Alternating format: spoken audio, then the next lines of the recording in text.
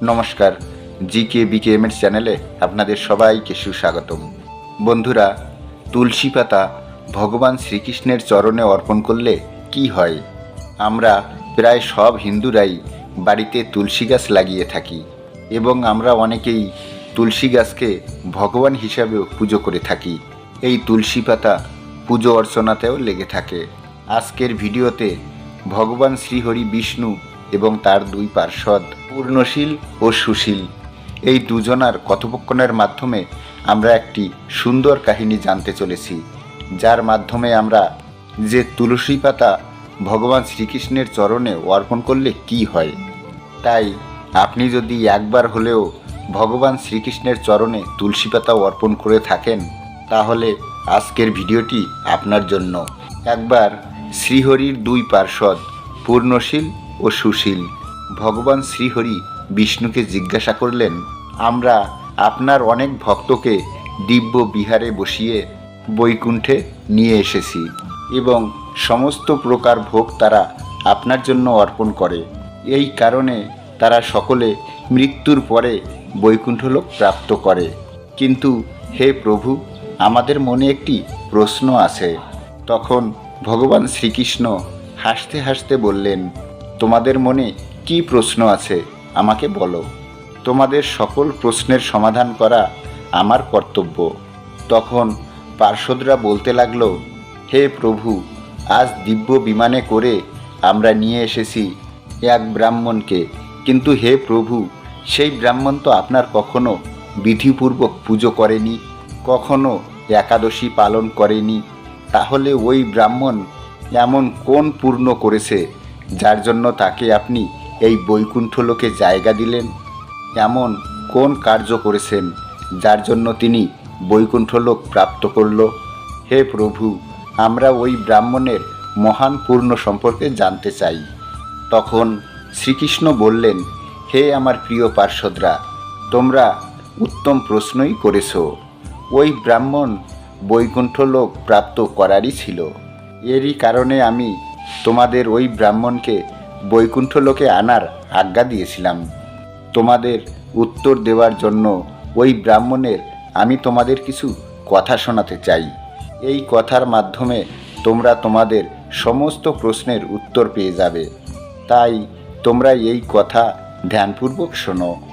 যে ব্যক্তি এই কথা মনোযোগ সহকারে শোনে, তার সমস্ত পাপ নাশ হয় এবং সে মৃত্যুর পর বৈকুণ্ঠলোক প্রাপ্তি করে।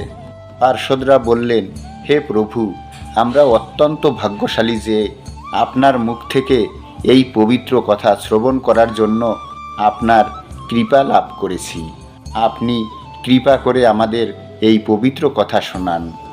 আমরা একাগ্র চিত্তে এই পবিত্র কথা শ্রবণ করব। তখন ভগবান শ্রীহরি বিষ্ণু বললেন, প্রাচীনকালে কাশীপুর নগরে চক্রবর্তী রাজা জোন নামে এক সম্রাট বাস করতেন। ওনার অধীনে যেগুলি দেশ ছিল সেগুলি চোল নামে বিখ্যাত ছিল। মহারাজ চোল সেই ভূমণ্ডলে রাজত্ব করতে লাগলেন।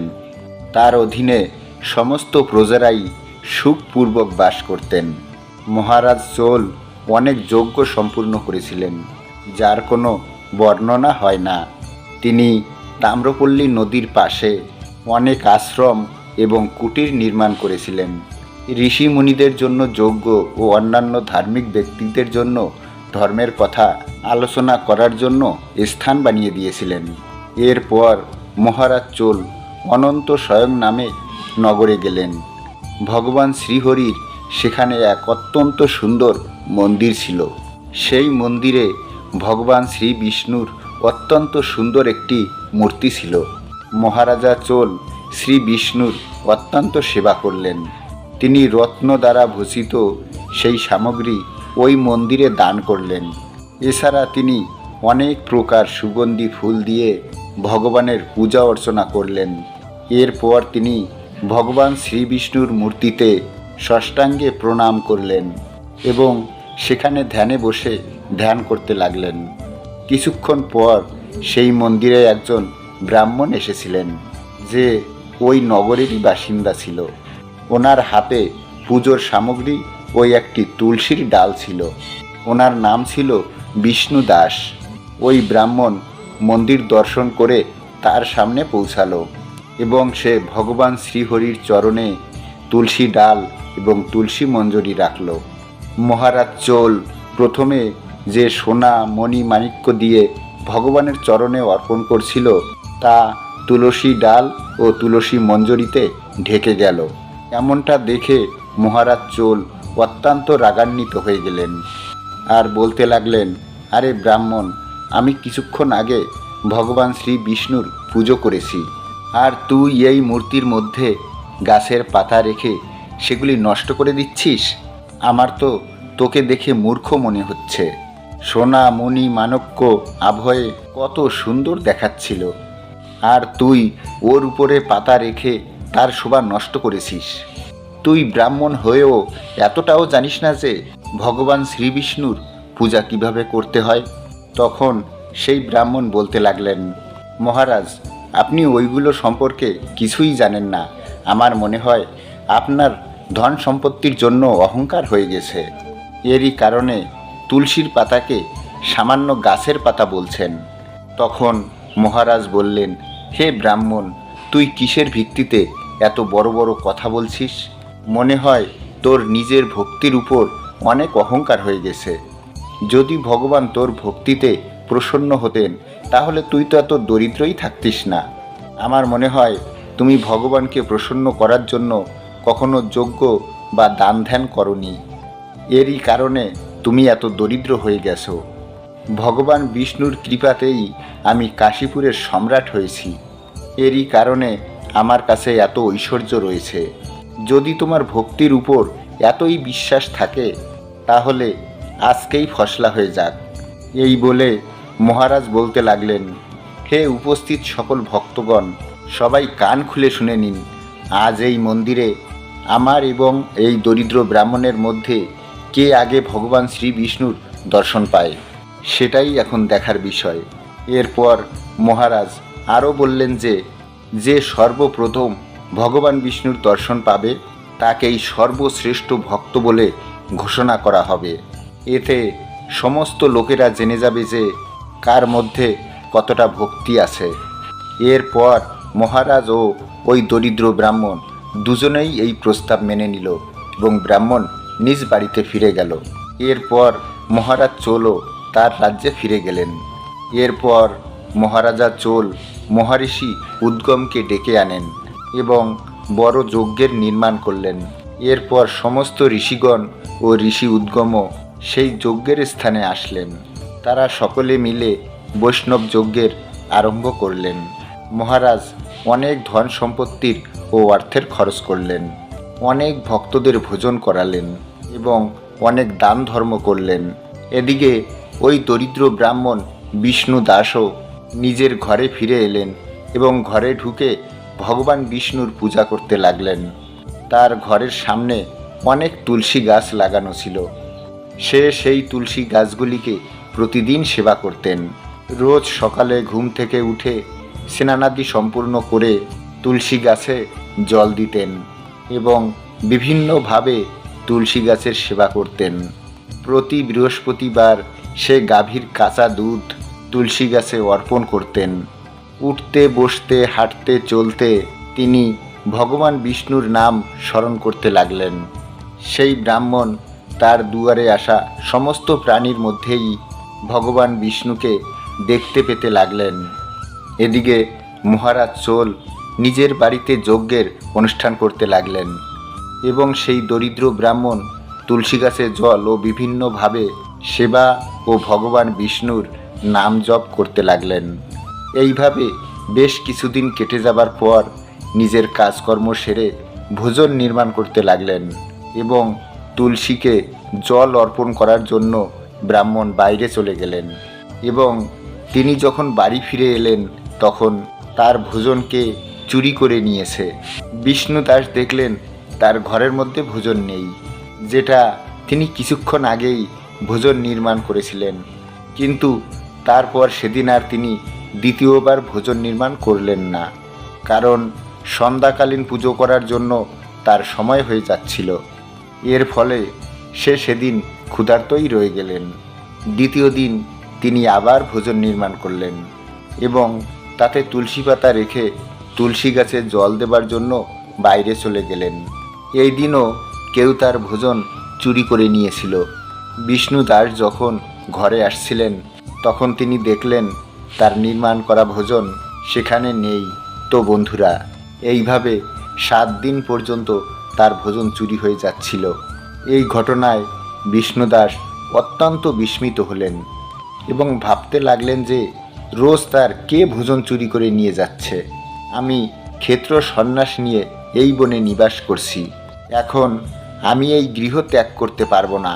এখন এইভাবে প্রতিদিন ক্ষুধার্ত থেকে কতদিন আমি থাকতে পারবো, কিভাবে আমি জীবন কাটাবো, এইসব তিনি ভাবতে লাগলেন। যদি এই প্রকারে চলতে থাকে তাহলে তো আমার মৃত্যু হয়ে যাবে।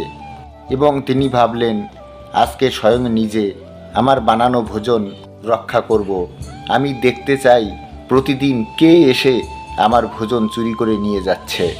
এরপর ব্রাহ্মণ প্রতিদিনের মতো সেদিনও ভোজন নির্মাণ করলেন এবং একটু দূরে দাঁড়িয়ে লুকিয়ে দেখতে থাকলো যে কে এসে আমার ভোজন চুরি করে নিয়ে যায়। এরই মধ্যে একজন জীর্ণ শীর্ণ চণ্ডাল এসে সেখানে উপস্থিত হলো এবং ব্রাহ্মণের দ্বারা নির্মিত সেই ভোজন চুরি করতে লাগলো। তাকে দেখে ব্রাহ্মণ বিষ্ণুদাসের তার উপর দয়া জন্মাতে শুরু করলো।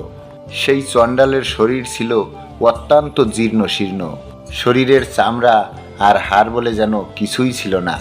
যখনই সেই চণ্ডাল ভোজন চুরি করে নিয়ে যেতে লাগলো তখন দূর থেকে বিষ্ণুদাস তাকে বলল, ভাই একটু দাঁড়াও, কেন তুমি রোজ রুক্ষ সূক্ষ্ম খাবার খাও, এই ক্ষেতটাও নিয়ে যাও। ব্রাহ্মণের কথা শুনে চণ্ডাল অনেক জোরে দৌড়াতে থাকলো। কিছু দূর গিয়ে সে অজ্ঞান হয়ে পড়ে গেল। তাকে অজ্ঞান হয়ে পড়ে থাকতে দেখে বিষ্ণুদাস তার কাছে গেল এবং তার মুখে জল দিল। এরপর যখন সেই চণ্ডাল উঠে বসলো তখন তাকে বিষ্ণুদাস জিজ্ঞাসা করলেন, হে ভাই, তুমি কোথা থেকে এসেছো? তোমাকে তো আগে আমি দেখিনি, তোমাকে দেখে তো অত্যন্ত দরিদ্র দেখাচ্ছে। যদি তোমার ভোজনের দরকার ছিল তাহলে তুমি আমাকে একবার বলতে পারতে, আমি আমার সমস্ত ভোজন তোমাকে দিয়ে দিতাম। ব্রাহ্মণের কথা শুনে সেই চণ্ডাল হাসতে লাগলেন এবং সে তার আসল রূপ ধারণ করলেন। সেই চণ্ডাল আর কেউ নয়, তিনি ছিলেন স্বয়ং ভগবান শ্রীহরি বিষ্ণু। নিজের প্রভুকে নিজের সামনে দাঁড়িয়ে থাকতে দেখে বিষ্ণুদাস অত্যন্ত অবাক হয়ে গেলেন এবং সে বারবার ভগবানকে প্রণাম করতে লাগলেন। ভগবান তখন ব্রাহ্মণকে বললেন, হে বিষ্ণুদাস, আমি তোমার ভক্তিতে অত্যন্ত প্রসন্ন হয়েছি। তুমি প্রতিদিন তুলসীতে জল অর্পণ করেছ, সেবা করেছ এবং তোমার দুয়ারে আসা সকল ভক্তকে ভোজন করিয়েছ। এখন তুমি আমার এই দিব্য বিমানে চড়ে বৈকুণ্ঠ লোকে গমন করো এবং সেখানে আমার সঙ্গে নিবাস করো। এমনটা বলে ভগবান অদৃশ্য হয়ে গেলেন, অর্থাৎ ভগবান শ্রীহরি বিষ্ণু সেখান থেকে অদৃশ্য হয়ে গেলেন। এদিকে মহারাজ চোল দেখতে পেলেন একটি দিব্য বিমানে বসে সেই দরিদ্র ব্রাহ্মণ বৈকুণ্ঠ লোকের দিকে যাচ্ছেন। এটা দেখে তিনি প্রচণ্ড রাগান্বিত হয়ে গেলেন এবং তিনি ঋষি উদ্গমকে বললেন, হে মহর্ষি, আমি সেই ব্রাহ্মণের সঙ্গে শর্ত লাগিয়েছিলাম যে কে সর্বপ্রথম ভগবান শ্রী বিষ্ণুর দর্শন পাবে।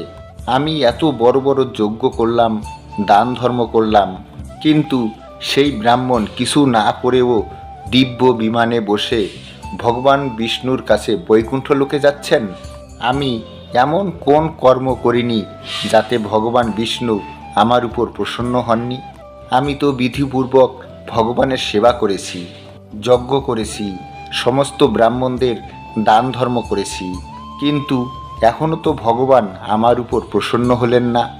এর ফলে আমার এখন মনে হচ্ছে যে ভগবান শুধু দান ধর্মতেই প্রসন্ন হন না, সেই ব্রাহ্মণ হয়তো আমার থেকে বড় কোনো কর্ম করেছে, যাতে করে সে প্রভুর দর্শনের অধিকারী হয়েছেন। এমনটা বলে মহারাজ নিজেই নিস্তব্ধ হয়ে গেলেন এবং তিনি নিজের প্রাণ ত্যাগ করার জন্য মনস্থির করলেন। তিনি তার সিংহাসন ত্যাগ করলেন এবং তার কোনো সন্তানও ছিল না। তিনি আজীবন ব্রহ্মচর্য ব্রত পালন করেছিলেন। এরই কারণে তিনি তার ভক্তি পুত্রকে সিংহাসনে বসিয়ে দিলেন এবং তারপর তিনি যজ্ঞের অগ্নিতে ঝাঁপ দিতে উদ্ধত হলেন। এমন সময় দেবর্ষি নারদ সেখানে নারায়ণ নারায়ণ বলে উপস্থিত হলেন এবং তিনি মহারাজকে আটকে দিলেন। মহারাজ চোল নারদমণিকে বললেন, হে মণিবর, আজকে আপনি আমাকে আটকাবেন না। আমার জন্ম বিফল হয়েছে, আমার সমস্ত পুজো যজ্ঞ সব বিফলে গিয়েছে। আমি সারা জীবন ভগবান শ্রীহরি বিষ্ণুর পুজো করলাম, যজ্ঞ দান ধর্ম আমি অনেক প্রকার কর্ম করলাম, কিন্তু ভগবান শ্রী বিষ্ণু ওই ব্রাহ্মণের উপর সন্তুষ্ট হলেন। আমার নিজের উপর ধিক্কার দেওয়া উচিত, আমি আমার প্রভুকে সন্তুষ্ট করতে পারিনি। এই বলে মহারাজ নিস্তব্ধ হলেন। কিছুক্ষণ পর দেবর্ষি নারদ বললেন, হে মহারাজ, আপনার দ্বারা ভগবান বিষ্ণু অত্যন্ত সন্তুষ্ট হয়েছেন, কিন্তু আপনি ভগবান বিষ্ণুর দর্শন পাওয়ার মতো এখনও কোনো কর্ম করেননি। তখন মহারাজ বললেন, হে মুনিবর, আপনি আমায় বলুন এমন কোন কর্ম আছে যেটা করলে ভগবান বিষ্ণু আমার উপর প্রসন্ন হবেন এবং আমাকে দর্শন দেবেন। হে মুনিবর, আমার পূজায় এমন কোন জিনিসের অভাব ছিল যে ভগবান দর্শন দিলেন না আমায়? মহারাজ বললেন, আমি নানা প্রকার স্বর্ণ মণি মাণিক্য এবং বিভিন্ন অলঙ্কার দ্বারা ভগবানের মূর্তি অলঙ্কৃত করেছিলাম, কিন্তু কি এমন অভাব ছিল যার কারণে ভগবান আমায় দর্শন দেননি? তখন নারদমণি বললেন, হে মহারাজ, আপনি ভগবান বিষ্ণুকে প্রাপ্ত করার জন্য সমস্ত কর্মই করেছেন, কিন্তু একটি মাত্র জিনিস আপনি ভগবানের পুজোয় অর্পণ করেননি। এরই কারণে ভগবান বিষ্ণু আপনাকে দর্শন দিচ্ছেন না। আপনি ভগবানকে তুলসী অর্পণ করেননি। সেই ব্রাহ্মণ যখন তুলসী অর্পণ করেছিলেন, আপনি সেই ব্রাহ্মণকে সাধারণ পাতা বলে অপমান করেছিলেন। ভগবান শ্রী বিষ্ণু তুলসী পাতা ছাড়া সন্তুষ্টই হন না। আপনার দ্বারা কৃত সমস্ত যজ্ঞ দান ধর্ম স্বর্ণ বস্ত্র ইত্যাদি দ্বারা ভগবান কখনোই ততটা সন্তুষ্ট হবেন না ওনাকে তুলসী পাতা অর্পণ করলে যতটা সন্তুষ্ট হন। যদি আপনি ভগবান শ্রী বিষ্ণুর দর্শন পেতে চান, ওনাকে সন্তুষ্ট করতে চান, তাহলে ওনাকে তুলসী পাতা অর্পণ করুন। সেই ব্রাহ্মণ প্রতিদিন তুলসী গাছের সেবা করেছে, প্রতিদিন শ্রী বিষ্ণু ভগবানকে তুলসী পাতা অর্পণ করেছে, তার ভোগে তুলসী পাতা দিয়েছেন। এরই কারণে সেই দরিদ্র ব্রাহ্মণ শ্রী বিষ্ণুর সাক্ষাৎ দর্শন পেয়েছেন। হে রাজন, আপনিও তুলসী গাছ লাগান, তুলসী গাছের সেবা পরিচর্যা করুন, অবশ্যই ভোগে তুলসী পাতা ভগবানকে অর্পণ করুন। দেবর্ষি নারদের বচন শুনে মহারাজ নিজের প্রতি কষ্টাঘাত লাগালেন এবং নিজের ভুল বুঝতে পারলেন। এরপর তিনি তার আশেপাশে তুলসী গাছ রোপণ করলেন এবং তার সেবা পরিচর্যা করতে লাগলেন। ভগবানের ভোগে তুলসী পাতা অর্পণ করতে লাগলেন, যার ফলে তার সমস্ত দোষ সমাপ্ত হলো এবং একদিন ভগবান শ্রীহরি মহারাজ চোলকে দর্শন দিলেন এবং অনন্তকাল পর্যন্ত তিনি বিষ্ণুলোকে নিবাস করতে লাগলেন। এইভাবে ভগবান শ্রী বিষ্ণু তার পার্শ্বদের বললেন, তুলসী আমার খুব প্রিয়, তুলসী দ্বারা ভোগ অর্পণ করলে আমি অত্যন্ত প্রসন্ন হই। এরপর দুই পার্ষদ পূর্ণশীল ও সুশীল বারবার শ্রী বিষ্ণুকে প্রণাম করতে লাগলেন। তো বন্ধুরা, কেমন লাগলো আজকের ভিডিও অবশ্যই আপনারা কমেন্ট করে জানাবেন, আর ভিডিওটি ভালো লাগলে অবশ্যই একটি লাইক করবেন আর কমেন্ট বক্সে লিখুন জয় শ্রীকৃষ্ণা। দেখা হচ্ছে তাহলে আর একটা কোনো নতুন ভিডিওর সঙ্গে। ততক্ষণ আপনারা আপনার পরিবারের সঙ্গে আপনার ঈশ্বরের সঙ্গে সর্বদা হাসতে থাকুন, খেলতে থাকুন। হরে কৃষ্ণা, রাধে রাধে।